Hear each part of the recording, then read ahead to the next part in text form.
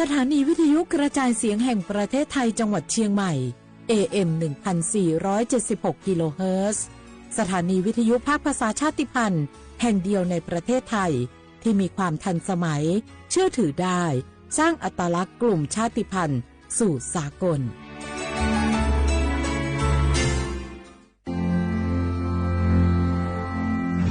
รากฐานสังคมไทยตั้งแต่อดีตจนถึงปัจจุบัน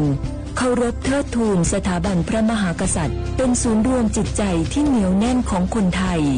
ในเวลาที่เกิดวิกฤตทางการเมืองพระบารมีของพระเจ้าอยู่หัวก็ทำให้เกิดความสงบและช่วงที่เกิดวิกฤตเศรษฐกิจปรัชญาเศรษฐกิจพอเพียงของพระเจ้าอยู่หัวรัชกาลที่ 9 พระราชทานให้กับคนไทยก็ทำให้ผู้ที่น้อมนำมาปฏิบัติมีภูมิคุ้มกันและไม่เกิดความเสียหายพระปฐมบรมราชโองการของพระเจ้าอยู่หัวรัชกาลที่ 10เราจะสืบสานรักษาและต่อยอดและครองแผ่นดินโดยธรรมเพื่อประโยชน์สุขแห่งอาณาราษฎรตลอดไปพระมหากษัตริย์ไทยทุกพระองค์ทรงห่วงใยราชเสมอสถาบันพระมหากษัตริย์ไทยศูนย์รวมใจไทยทั้งชาติ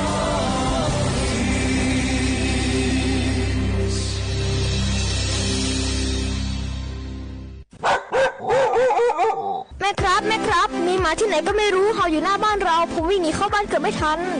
ระวังนะอย่าไปแย่หรือรังแกมันเข้าเดี๋ยวมันจะกัดหรือข่วนเอาได้แล้วถ้ามันกัดหรือข่วนจะเป็นอะไรมากไหมครับก็อาจเสี่ยงเป็นโรคพิษสุนัขบ้าได้จ้ะรู้ไหมโรคพิษสุนัขบ้าเป็นโรคติดต่อที่มาจากสัตว์เลี้ยงลูกด้วยนมเกิดจากเชื้อไวรัสพบได้ทั้งในหมาแมวลิงหนูค้างคาวกระรอกโคกระบือและไม่ใช่เฉพาะแต่หน้าร้อนเท่านั้นนะที่มีการระบาดของโรคจริงๆแล้วไม่ว่าฤดูกาลไหนก็สามารถพบโรคพิษสุนัขบ้าได้ถ้าติดเชื้อโรคพิษสุนัขบ้าจะเป็นอย่างไรครับจะมีอาการกลัวน้ำและอาการทางประสาทโดยเฉพาะที่ระบบประสาทส่วนกลางถ้าเป็นแล้วหากฉีดวัคซีนป้องกันโรคไม่ทันจะเสียชีวิตทุกรายเลยนะแล้วเราจะป้องกันได้อย่างไรครับคุณแม่ต้องระวังอย่าให้สุนัขหรือว่าสัตว์ต่างๆเหล่านี้กัดที่สำคัญหากเรามีสัตว์เลี้ยงในบ้านควรพาไปฉีดวัคซีนป้องกันโรคพิษสุนัขบ้าตามกำหนดจ้าถ้าอย่างนั้นวันหยุดนี้เราพาเจ้าช็อกกี้ไปฉีดวัคซีนป้องกันโรคพิษสุนัขบ้ากันนะครับได้เลยจ้า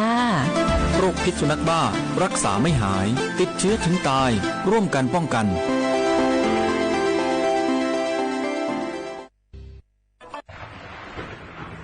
ฝนตกหนักน้ำท่วม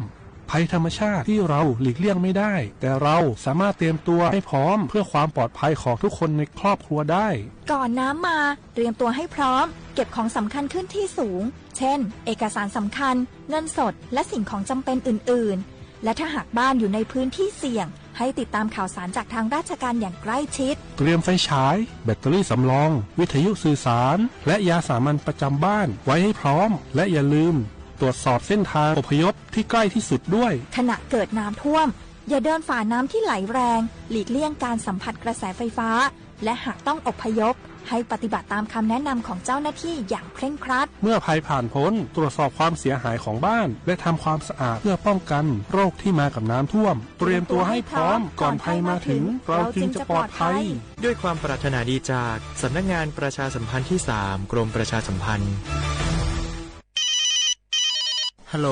สวัสดีครับสวัสดีค่ะจากไหนครับคุณคือผู้โชคดีที่ได้รับเงินสด1 ล้านบาทแต่ต้องโอนค่าธรรมเนียมมาก่อน 5,000 บาทนะคะหลังจากนั้นทางเราจะทำการโอนเงินกลับไปให้ค่ะจริงเหรอครั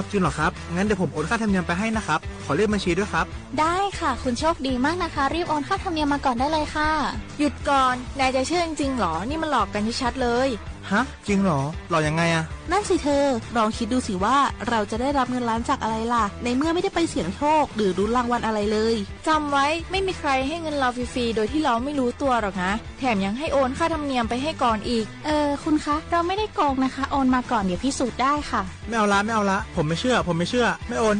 ไม่คุยด้วยละกลโกงมีทุกที่จำให้ขึ้นใจอย่าเชื่ออย่าคุยอย่าโลภอย่าโอนด้วยความปรารถนาดีจากสำนักงานประชาสัมพันธ์ที่ 3 กรมประชาสัมพันธ์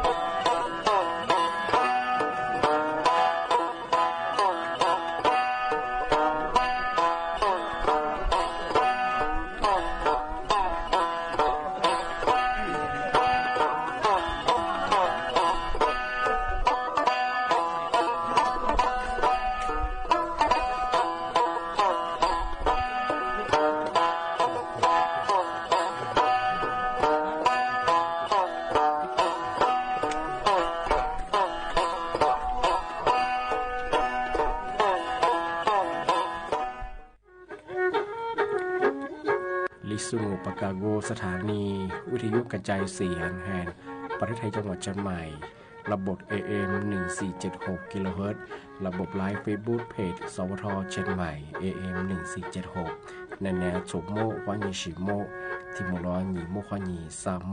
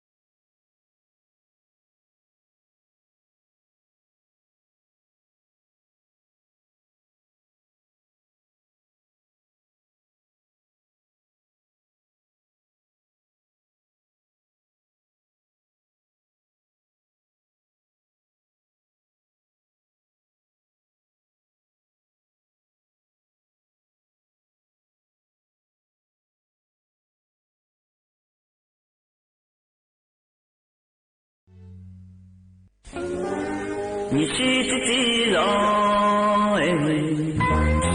俺是你那我，俺年年的年那我，你那你容我，年那年若的，你是你去啥的了？30岁的路街头，咱去头来你，咱来帮来你，几岁今你若做着来你。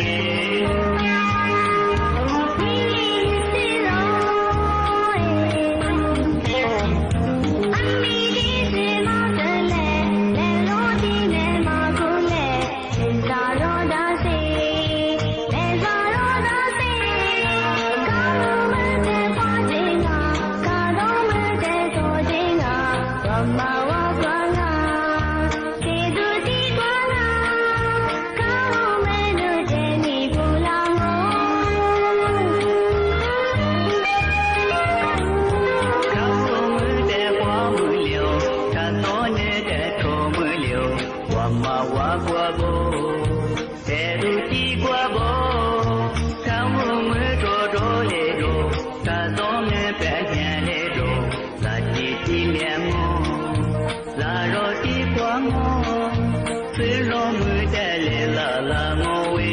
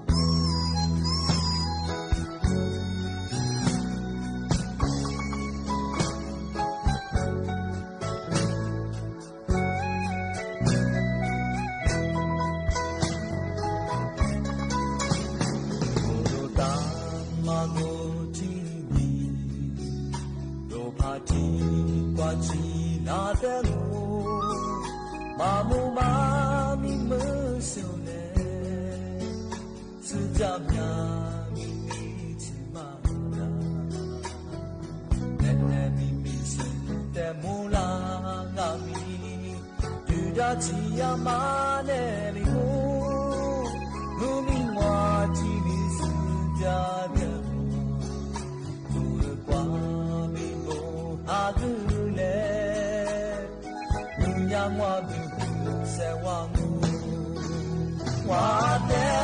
nu ta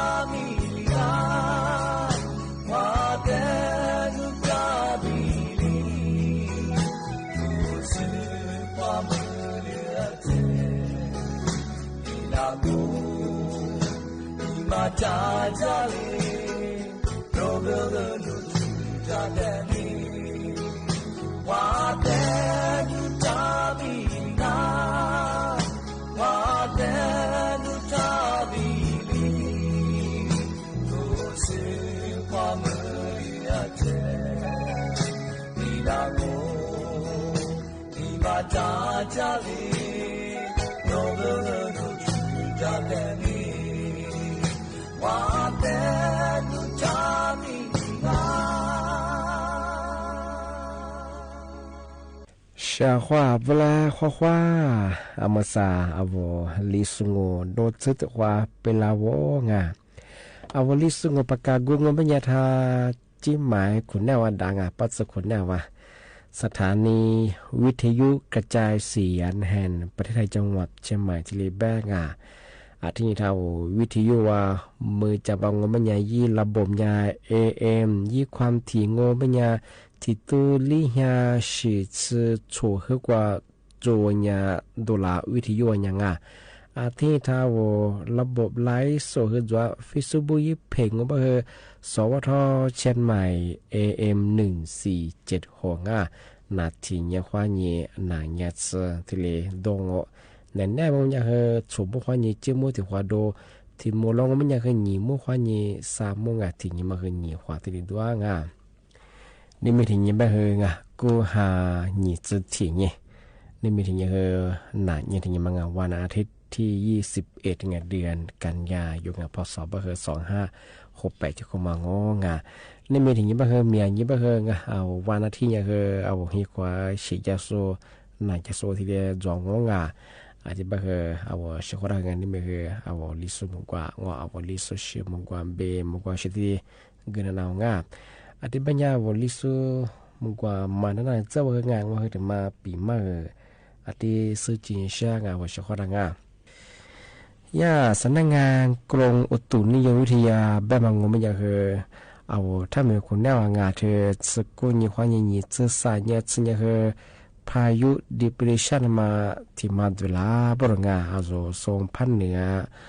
ตำบลล่างไงที่เนี่ยภาคกลางภาคตะวันออกเฉียงเหนือมาจามฝาลาบชิงบางพื้นที่งบปัญญาที่ก็ต้องมีมีคืออยู่มือคือเลี้ยงอาทิตย์ปัญญาเที่ยวพื้นที่มือดีกว่าที่พิจารณาปัญญาว่าจัมเบลเที่ยววันเด็กจะสมบังมาฝาลาจามที่เที่ยวอาจจะลุกคุยเกินจะสมบังผิวความมือคือผลิตปัญญา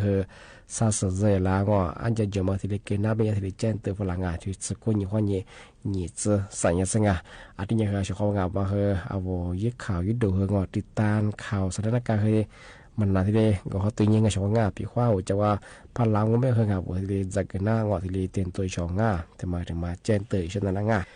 ทีที่ถึงมาเป็นยังอาเมสยาธนาคารถือว่ายิงยาอยู่เอาปีขว้าเอาบัญชีธนาคารมาหนีสมาพัฒน์จงเป็นยังถ้าบัญชีก็มาอุดละเอาบัญชีของเนี่ยที่เรียกพยายามมันยังโดนอายัยมันยังมาเย่บริงานมาญาติที่เรียยิงยาอยู่ฝรั่งที่ญาติธนาคารเขาอย่างก็เราไม่ยังญาติที่เรียแบบสุดยอดไงเอาบัญชีคนเนี่ยเอาที่หนีสมาจะไปกว่าอุดละไป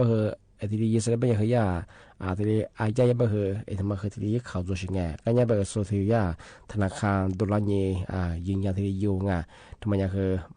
มาอายัยไปงานชาวงานทำไมถึงมาปีมาซื้อจีเช่าชาวงานทีนี้ทำไมที่เชียงเป็นยังไงสำนักงานตำรวจไซเบอร์งานทำมาแจ้งเตือนฝรั่งเมื่อสายบ้านนกลุ่มมิชาชีพมางดดุญาเจ้าหน้าที่รัฐบาลเป็นยังไงโนคดีเมื่อสาบัญชีมาเปิดล่าเป็นยังไงนั่นที่โจรลงอันนี้เป็นยังไงความผิดข้อหัวที่ชีพที่จบเป็นยังไงมาจามงปีข้อยายี่ข้อมูลเดียอาชีพเดียคือยังทักเกือบบ่งมาสายเจ้าหน้าที่ตำรวจยังปีข้อน้อยอาชีพคดีจอคือเนี่ยทุกฝรั่งเนี่ยกว่าอีหลายวันนี้แรงงานตัวยังมาดงอีข้อมูลเดียมาเคยตัวสิ่งยังมาจบเป็นยังไงมาสายกลุ่มมิชาชีพหลักสมบัติเขาสมบัติตัวสิ่งข้อนี้แบกเกอร์เนี่ยเวลาที่เรียโจลางเวลาขู่ยังมาเคยมีอาชีพไงเพราะว่าบื้อจ้ามาดงมาเคยเรามาลาวายี่เป็นไงอาชีพบุตรมาเคยถือกติญาจอจังหวัดพิชบุตรพวกไงหลักส่วนอยู่มาคดีแจ้งความอยู่ฝรั่งบ้างตันหนูว่านี่ยาลากว่ายาบัญชีมาเปิดรับเป็นที่เรียแบบอะไรไงยาคือบัญชีมาคือถูกครอบบุ๋มมาตัวสิ่งของไงอาชีพของที่จะบัญชีมาเปิดไม่ยาคือกว่าสำนักงาน ตลอดหลายอย่างที่แจ้งควายหลังงานมาคือมาคือจำหมดของงานมาสับกลุ่มวิชาชื่อคือมีงาทีนี้งานจะมาเทเชอร์ที่จะมางามาสลัดโชติบุมาคงมันจะคือทีมลัวเอาวัตถุคนนี้ดูแลเนี่ยอะไรที่เฮียมาชุมมุลิจางโง่เป็นยังไงดูแลเนี่ยงอนหนุ่ยเจ้าหน้าที่งอรัฐบาลหลักโชว์เป็นยังมาสะดือชุมมุลิยี่โครงการ20กุลิกาที่ลีจวาเป็นยังไงที่เป็นคืยี่ข้อมูลขวาละยี่ข้อมูลตีละเป็นยังที่ลีเบชยังไงที่เป็นยังไงชุมมุสนใจยังไม่ยังไงยี่บัตรแต่ละยังถ่ายเอกสารยี่บุดีชุมมุแล้วว่าเอกสารที่ลีเสียยังไงชุมมุยังคือถูกวิมก็มีสื่อมาครับก็คือตัวมันก็ยังไงแล้วปีข้าวซีมันก็ไม่คือว่ายี่ว่าแล้วมาตัวจะมา做ยังไงธรรมะจำมอชของงามาสายาเจ้าหน้าที่ตำรวจคดีแจ้งเตือนฝรั่งงาที่ปัญญาปีว่าย่าเข้ามาพัฒนายังงอเป็นยังไงย่าตัวคือว่าบัญชีมาเปิดย่ามาคือโจที่เนี่ยมีความยังว่าผู้บ่ากู้ย่ามาคือโจเสียงกว่านอกระบบว่างามีอะไรที่ดีนั่งที่ปัญญาคือสุดท้ายแบบอีเสียหายสำหรับเธอชั่วโมงชั่วโมงตัวมาเสียหายอย่างไงที่ปัญญาคืองามาเฮียชุมหมุนจุดสุบที่เลยปีมากที่เลยแบบงาปีขวานี่มีงานแสดงงาปีขวากับพระจิตจบก็คือเฮียร้านเนี่ยเอกสารที่ชิวขวาชุมหมุนที่ยี่จัวเป็นยังไงหลักสุดชิวพระเราเนี่ยคือมาเฮียถ่ายงอจำโมบางที่เนี่ยคือจะสุดงามาคือตื่นจนเราคนชอบงาปีขวาหลักชัวตัวขวาหมุนโจกว่าจะพัดดูลางอเป็นยังไงมาคือตื่นจนเราคนงาที่เนี่ยชัวแล้วที่เลยแบบงาแต่มาเราก็จะส่งเสื้อลายเนี่ยชุมเห็นลายเนี่ยที่เอกสารขวาเราบุรีสิจะได้บางงานที่มาเนี่ยที่เนี่ยจำบางงานปีขวาที่ชีพผมก็คือมีชูแล้วคือที่เบอร์ที่แจ้งอย่างง่ายที่มาถึงว่าแจ้งเตือนเช่นนั้นงานที่เป็นยังไงมันสัญลักษณ์คือมากกว่าที่ว่าผู้งานทำมากกว่านั่นแหละก็ยังจะบอกว่าที่ว่าช่วยเหลือความง่าย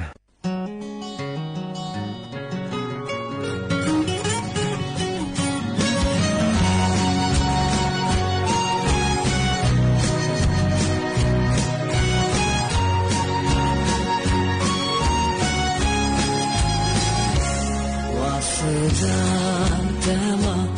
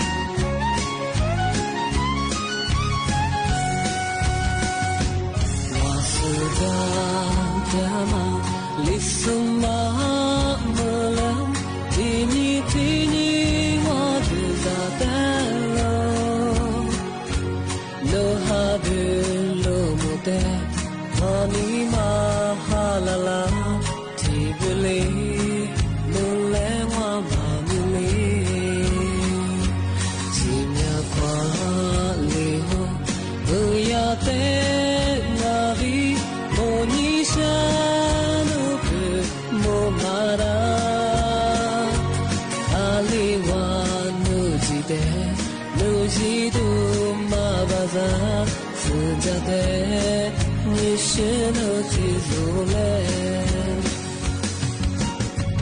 ဘာမဝလို့တဲ့ကောလေးကွာဘာလို့ရောဒါလေးကွာပြီးတဲ့ငါဟာဝေးနေစောမြပြီးချစ်တဲ့မာလို့မမောလို့လဲဝါစကြတဲ့စတဲ့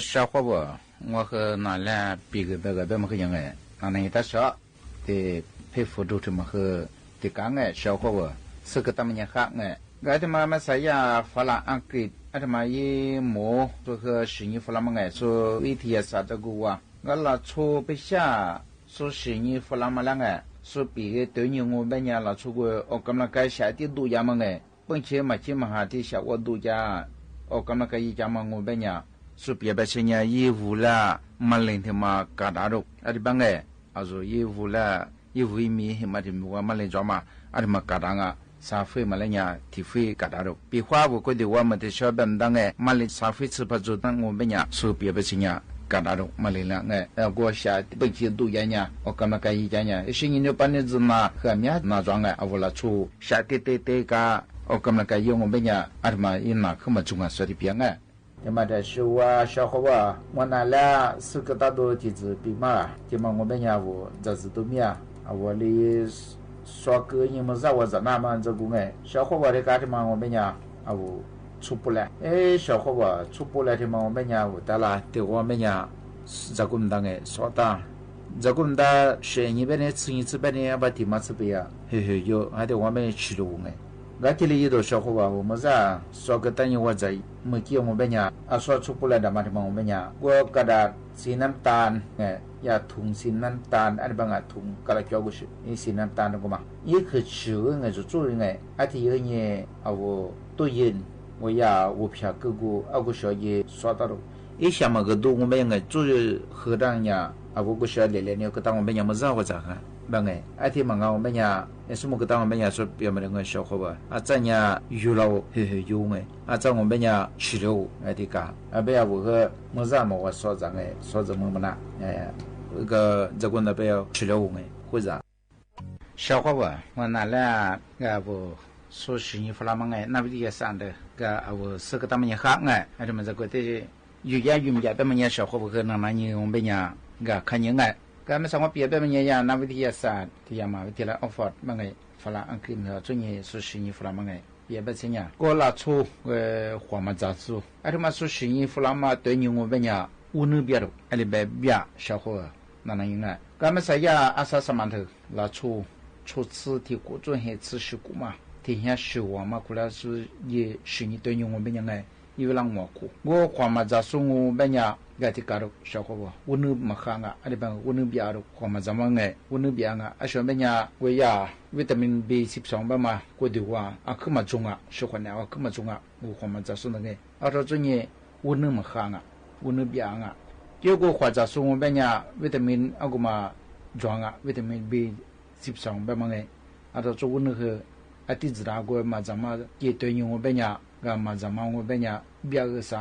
จำว่าเป็นยาอาทิตย์เบียร์ฟังอุ่นที่มาสวัสดีครับอาทิตย์กลางแบบไงที่เช้าพระปีของเป็นยาชาวหัวหัวมาจัดให้ยิ้มไงหัวที่มาคือที่กาชาวหัวยี่ประโยชน์เมียจะร้องไงหัวที่มาคือไอ้ชาวหัวมาแบบแล้วเนี่ยหัวจ่าคือยังเป็นหัวฟื้นจ่ามาคือมาค่ะกับ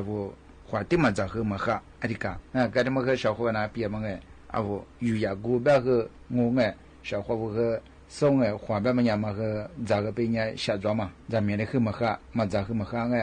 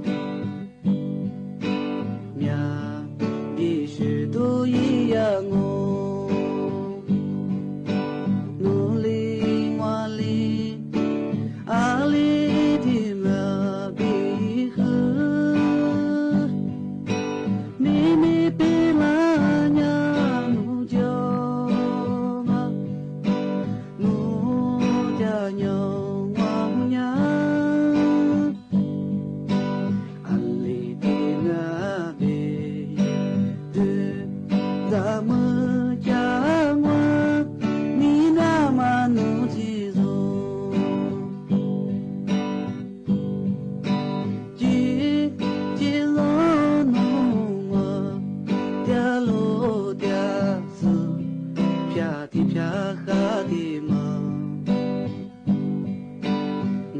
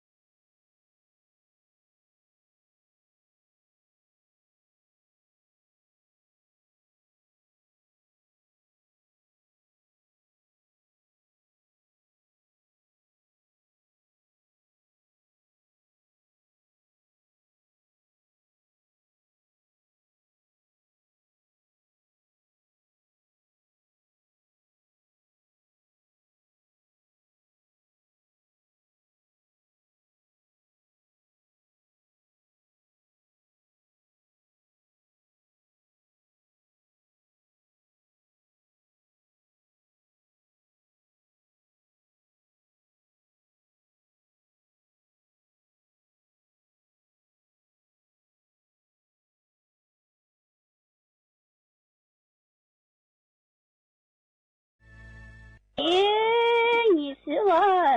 努的，你是天下错过我发誓铁挂我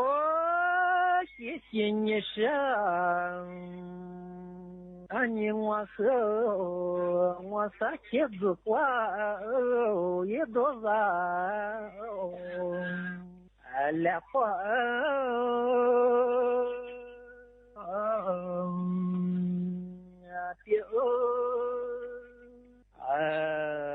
撒花也难忘来月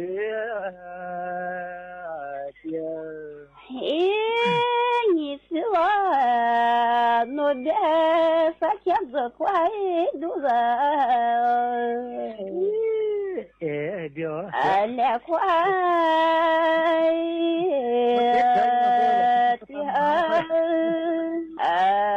也花都是来月我谢谢你们你我和子花也来月你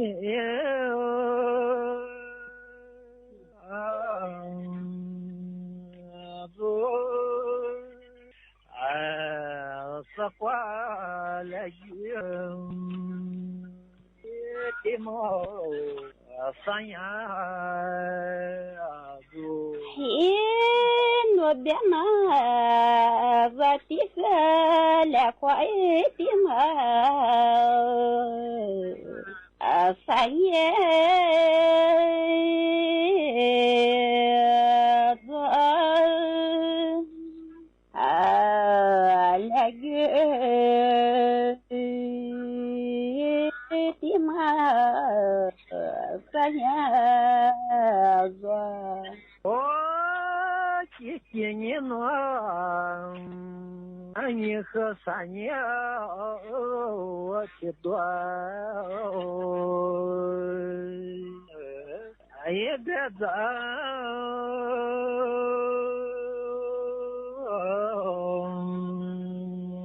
老三年也奇妙多天老你是我努的反应许多别在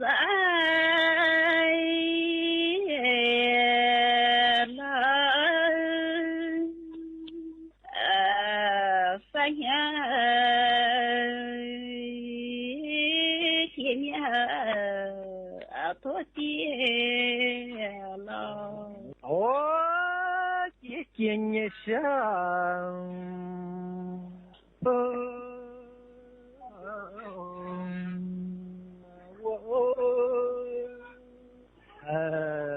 多天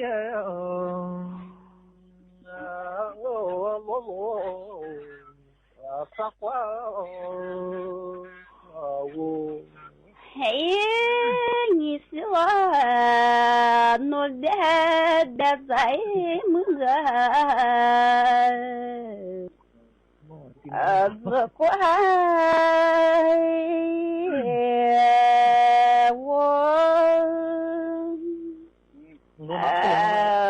多天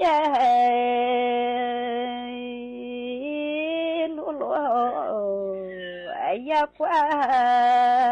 我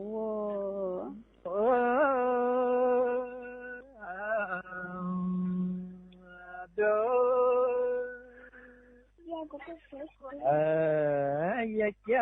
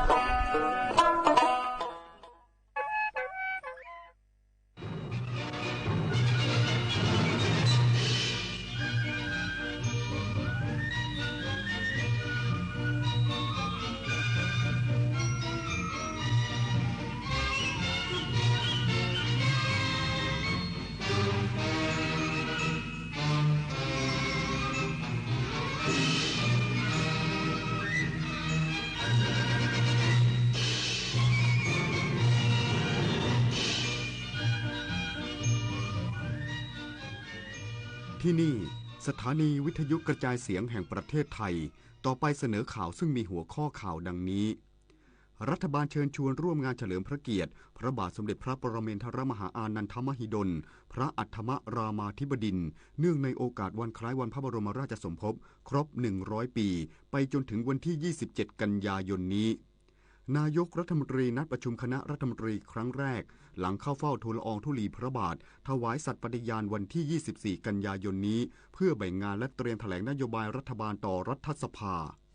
กองทัพอิสราเอลเดินหน้าปฏิบัติการโจมตีเมืองกาซาซิตี้ทางตอนเหนือของฉนวนกาซาอย่างต่อเนื่องส่งผลให้มีผู้เสียชีวิตอย่างน้อย60 คน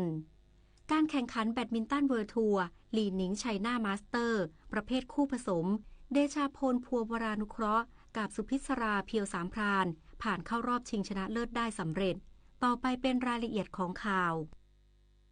รัฐบาลเชิญชวนประชาชนร่วมกิจกรรมเฉลิมพระเกียรติพระบาทสมเด็จพระปรมินทรมหาอานันทมหิดลพระอัฏฐมรามาธิบดินทร์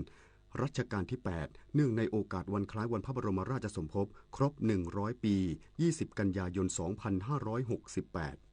นางยุพาทวีวัฒนกิจบวรปลัดสำนักนายกรัฐมนตรีกล่าวเชิญชวนประชาชนร่วมกิจกรรมเฉลิมพระเกียรติพระบาทสมเด็จพระปรมินทรมหาอานันทมหิดลพระอัฏฐมรามาธิบดินทร์รัชกาลที่ 8 เนื่องในโอกาสวันคล้ายวันพระบรมราชสมภพครบ100 ปี20 กันยายน 2568ซึ่งรัฐบาลจัดขึ้นระหว่างวันที่20 ถึง 27 กันยายนณ วัดสุทัศน์เทพวรารามเพื่อเทิดพระเกียรติและน้อมรำลึกในพระมหากรุณาธิคุณของพระบาทสมเด็จพระปรมินทรมหาอานันทมหิดลพระอัฏฐมรามาธิบดินทร์รัชกาลที่ 8 สำหรับการจัดกิจกรรมวันนี้ซึ่งถือเป็นวันคล้ายวันพระบรมราชสมภพครบ100 ปี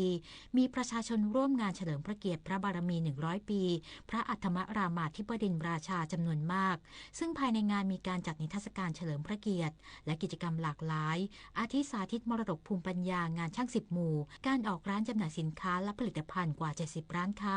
กิจกรรมนพบูชนีสักการะพระพุทธรูปและสิ่งศักดิ์สิทธิ์ประจำวัดสุทัศน์เทพวรารามและการจัดงานช่วงค่ำเช่นกิจกรรมณมิวเซียมนิทรรศการสวนแสงที่ประดับไฟสวยงามกว่า 2,000 ดวงและการแสดงศิลปะวัฒนธรรมก็อยากจะเชิญชวนประชาชนนะคะได้มาร่วมกันเที่ยวชมงานนะคะแล้วก็มาสักการะตรงพระบรมอนุสาวรีย์นะคะพระองค์ท่านแล้วก็ดูกิจกรรมไม่ว่าจะเป็นนิทรรศการนะคะการออกร้านค้าสาธิตต่างๆซึ่งเราได้นำเอามรดกภูมิปัญญาทางวัฒนธรรมเนี่ยมาจัดแสดงด้านนางสาวสุวรรณลักษณ์จันทรัตน์หนึ่งในประชาชนที่เข้าร่วมงานกล่าวว่าประทับใจการจัดงานที่มีความงดงามสมพระเกียรติได้เห็นถึงบรรยากาศและสายสัมพันธ์ในรัชสมัยของพระบาทสมเด็จพระปรมินทรมหาอานันทมหิดลพระอัฏฐมรามาธิบดินทร์รัชกาลที่ 8 และพระบาทสมเด็จพระบรมชนกาธิเบศรมหาภูมิพลอดุลยเดชมหาราชบรมนาถบพิตรรัชกาลที่ 9ก็ภูมิใจที่ได้มางานวันแรกและดีใจมากๆเลยป้ารักทุกพระองค์ลูกๆหลานๆต้องรักเหมือนอย่างป้ารักนะลูกต้องให้ความรักหนูลองรักคนอื่นแล้วคนอื่นเนี่ยจะมารักเราเองเจ้าก็จะมามองเราเองว่าเราทำความดีฟ้าดินเทวดาเห็นหมดในวัดเนี่ยลองมาเที่ยวดูลองมาสัมผัสดูก็ได้อย่างป้ารักแล้วจะยอดเยี่ยมเลยนะคะลูกทางนี้ประชาชนสามารถเข้าชมงานโดยไม่เสียค่าใช้จ่ายตั้งแต่เวลา 11 นาฬิกาถึง 20 นาฬิกา 30 นาทีจนถึงวันที่ 27 กันยายนนี้มาลิชโยรายงานเนื่องในโอกาสวันคล้ายวันพระบรมราชสมภพพระบาทสมเด็จพระปรมินทรมหาอานันทมหิดลพระอัฏฐมรามาธิบดินทร์ครบ100 ปี20 กันยายน 2568สถานีวิทยุกระจายเสียงแห่งประเทศไทยเสนอสารคดีประชาราษฎุดี100 ปีแห่งความทรงจำตอนสวนแสงเฉลิมพระเกียรติสารคดีประชาราษฎุดี100 ปีแห่งความทรงจำแสงไฟนับ 2,000 ดวงส่องประกายระยิบระยับประดับทั่วบริเวณวัดสุทัศน์เทพวรารามเปล่งปลั่งประหนึ่งดวงดาวบนฟากฟ้าร้อยเรียงเป็นม่านแห่งศรัทธาอย่างงดงามเพื่อเชิญชวนพระสกนิกรไทยทุกหมู่เหล่าเข้าสัมผัสกับสวนแสงเฉลิมพระเกียรติ100 ปีพระอัฏฐมรามาธิบดินทร์ราชานิทรรศการสวนแสงสร้างสรรค์นิทรรศการแสงสีที่สะท้อนคุณค่าแห่งพระพุทธศาสนาภายในงานผู้เข้าชมจะได้ดื่มด่ำกับบรรยากาศแห่งแสงและเงาที่แฝงไปด้วยหลักธรรมอันลึกซึ้งส่องสว่างพาให้จิตใจสงบเย็นพ พร้อมเชื่อมโยงวิถีชีวิตผู้คนกับการออกร้านจำหน่ายผลิตภัณฑ์พื้นบ้านกว่า 70 ร้านค้าโดยรัฐบาลร่วมกับขสมก.ได้จัดรถโดยสารปรับอากาศอำนวยความสะดวกประชาชนให้บริการระหว่างเวลา 15 นาฬิกาถึง 21 นาฬิกาดังนี้เส้นทางสนามหลวงด้านทิศเหนือถึงวัดสุทัศน์เทพวรารามและเส้นทาง MRT สถานี3 ยอดถึงวัดสุทัศน์เทพวรารามทั้งนี้จึงขอเชิญชวนร่วมเป็นส่วนหนึ่งในกิจกรรมเฉลิมพระเกียรติตั้งแต่วันนี้จนถึงวันที่ 27 กันยายน 2568 เวลา 11 นาฬิกาถึง 20 นาฬิกา 30 นาทีณ วัดสุทัศน์เทพวรารามเพื่อน้อมรำลึกในพระมหากรุณาธิคุณเนื่องในโอกาสครบรอบ100 ปีวันพระบรมราชสมภพพระบาทสมเด็จพระปรเมนทรมหาอนันทมหิดลพระอัฏฐมารามาธิบดินทร์พระมหากษัตริย์ผู้ประทับอยู่ในความทรงจำของปวงชนชาวไทยตราบนานเท่านานนายกรัฐมนตรีนัดประชุมคณะรัฐมนตรีครั้งแรกหลังเข้าเฝ้าทูลละอองธุลีพระบาทถวายสัตย์ปฏิญาณวันที่ 24 กันยายนนี้เพื่อแบ่งงานและเตรียมแถลงนโยบายรัฐบาลต่อรัฐสภานายอนุทินชาญวีรกูลนายกรัฐมนตรีและรัฐมนตรีว่าการกระทรวงมหาดไทยเปิดเผยว่าในวันที่ 24 กันยายนนี้จะนำคณะรัฐมนตรีเข้าเฝ้าทูลละอองธุลีพระบาทสมเด็จพระเจ้าอยู่หัวถวายสัตย์ปฏิญาณจากนั้นจะกลับมาประชุมคณะรัฐมนตรีนัดแรกเพื่อแบ่งงานให้คณะรัฐมนตรีพร้อมทำงานได้ทันทีหลังจากนั้นจะนัดประธานรัฐสภาเพื่อแถลงนโยบายรัฐบาลต่อรัฐสภาโดยเร็วที่สุดแต่ต้องขึ้นอยู่กับการพิจารณาของประธานรัฐสภาที่จะนัดสมาชิกทั้งสองสภาร่วมประชุมหลังจากที่เข้าเฝ้าทูลละอองธุลีพระบาทสมเด็จพระเจ้าอยู่หัวแล้วก็จะกลับมาประชุมรัฐมนตรีนัดแรกเพราะเราจะได้แบ่งงานจะได้วางว่ารองนายกท่านไหนรับผิดชอบอะไรจะมีการเสนอให้แต่งตั้งเลขาธิการนายกรัฐมนตรีเพื่อที่จะได้เป็นผู้ประสานงานจะได้ทำงานทันทีแล้วก็หลังจากนั้นก็จะนัดท่านประธานรัฐสภาเพื่อแถลงนโยบายขณะที่นายแพทย์ชลน่านสีแก้วสมาชิกสภาผู้แทนราษฎรจังหวัดน่านพรรคเพื่อไทยยืนยันความพร้อมของพรรคเพื่อไทยในการอภิปรายการแถลงนโยบายของรัฐบาลนายอนุทินชาญวีรกูลนายกรัฐมนตรีต่อรัฐสภาโดยพรรคเพื่อไทยได้มอบหมายคณะทำงานเตรียมการอภิปรายคำแถลงนโยบายของรัฐบาลประกอบด้วยนายสุทินคลังแสงสสบัญชีรายชื่อนายจตุรนต์ฉายแสงสสบัญชีรายชื่อนายจุลพันธ์อมรวิวัฒน์สสเชียงใหม่และตนเองเป็นคณะทำงานหลักหลังจากนี้จะหาบุคคลมาร่วมทำงานเพื่อเตรียมการอภิปรายโดยที่ประชุมได้มอบหมายประเด็นที่ควรจะอภิปรายไปให้พิจารณาโดยแบ่งออกเป็น2 ส่วนคือนโยบายที่จะแถลงโดยคณะทำงานต้องไปศึกษาว่าในคำแถลงเป็นอย่างไรซึ่งเป็นประเด็นในการบริหารในราชการ4 เดือนและส่วนที่2คือตัวบุคคลที่มาเป็นรัฐมนตรีเกี่ยวกับคุณสมบัติความรู้ความสามารถที่จะบริหารราชการแผ่นดินเราไม่ได้ใช้เนื้อหาในการแบ่งแต่เราคำนึงถึงการมีส่วนร่วมของสมาชิกรัฐสภาเพราะขณะนี้เนี่ยต้องรับทราบการแถลงนโยบายตรงนี้เนี่ยมันเป็นที่ประชุมร่วมรัฐสภาสำหรับกรอบเวลาดำเนินการต้องคำนึงถึงการมีส่วนร่วมของสมาชิกรัฐสภาเพราะการแถลงนโยบายต้องแถลงต่อที่ประชุมร่วมรัฐสภาซึ่งโดยหลักแล้วมี3 กลุ่มใหญ่คือสมาชิกวุฒิสภาสสฝ่ายค้านและสสฝ่ายรัฐบาลดังนั้นระยะเวลาที่อภิปรายต้องเฉลี่ยให้ได้แต่ละฝ่ายที่เหมาะสมจึงต้องใช้การอภิปรายอย่างน้อย2 วันศัพทวีศรีวิบูลย์รายงานสภาอุตสาหกรรมแห่งประเทศไทยจับตานโยบายคณะรัฐมนตรีชุดใหม่พร้อมแนะนำมาตรการแก้ไขปัญหาเศรษฐกิจทั้งระยะสั้นและระยะยาวสร้างความเชื่อมั่นให้นักลงทุนและเสริมความแข็งแกร่งให้เศรษฐกิจไทยนายเกรียงไกรเทียนนุกูลประธานสภาอุตสาหกรรมแห่งประเทศไทยหรือสอท.เปิดเผยถึงมุมมองต่อคณะรัฐมนตรีชุดใหม่ว่าถือเป็นจุดเริ่มต้นสำคัญในการวางทิศทางเศรษฐกิจอุตสาหกรรมและการลงทุนของประเทศท่ามกลางสถานการณ์ความท้าทายจากทั้งในและต่างประเทศซึ่งสอท.ได้มีข้อเสนอในการหารือเมื่อวันที่15 กันยายนที่ผ่านมาเพื่อรัฐบาลจะได้นำไปพิจารณาปรับใช้เป็นมาตรการแก้ไขปัญหาเศรษฐกิจทั้งระยะสั้นและระยะยาวซึ่งครอบคลุมถึงการเตรียมความพร้อมรับมือมาตรการภาษีนำเข้าสหรัฐและสงครามการค้า การเสริมสภาพคล่องทางการเงินและการเข้าถึงแหล่งเงินทุนของ SMEs การปรับโครงสร้างค่าไฟฟ้าเพื่อลดต้นทุนผู้ประกอบการโดยร่วมมือกับกระทรวงพลังงานเพื่อลดต้นทุนและเพิ่มประสิทธิภาพการรับมือผลกระทบจากปัญหาการค้าชายแดนไทยกัมพูชาและมาตรการช่วยเหลือผู้ประกอบการการบริหารจัดการผลกระทบจากการแข่งค่าของเงินบาทพร้อมคาดหวังว่า4 เดือนแรกจะเห็นผลลัพธ์แบบควิกวินเพื่อสร้างความเชื่อมั่นให้นักลงทุนและเสริมความแข็งแกร่งให้เศรษฐกิจไทยกรมพัฒนาธุรกิจการค้าเปิดช่องทางให้ประชาชนตรวจสอบข้อมูลที่อยู่อาศัยของตนเองเพื่อป้องกันการถูกมิจฉาชีพนำไปแอบอ้างเป็นที่ตั้งสำนักงานนิติบุคคลแก้ปัญหาบัญชีม้าและนอมินีนางอรมนทรัพย์ทวีธรรมอธิบดีกรมพัฒนาธุรกิจการค้าเปิดเผยว่ากรมพัฒนาธุรกิจการค้าได้จัดทำระบบการตรวจเช็คสถานที่ตั้งสำนักงานใหญ่นิติบุคคลผ่านเว็บไซต์ www.dbd.go.th เพื่อให้ประชาชนตรวจสอบว่ามีผู้แอบอ้างนำที่อยู่ไปใช้เป็นที่อยู่นิติบุคคลโดยไม่ได้รับอนุญาตหรือไม่หากพบว่าถูกนำไปใช้โดยไม่ได้รับทราบหรือยินยอมมาก่อนสามารถแจ้งกรมพัฒนาธุรกิจการค้าหรือสำนักงานพาณิชย์จังหวัดเพื่อขอตรวจสอบดำเนินการแก้ไขและเอาผิดผู้แอบอ้างดังกล่าวได้ทั้งนี้ระบบดังกล่าวได้เปิดให้บริการตรวจเช็คตั้งแต่วันที่10 กุมภาพันธ์ล่าสุดเมื่อวันที่ 18 กันยายนพบว่ามีประชาชนเข้ามาตรวจสอบแล้วจำนวนกว่า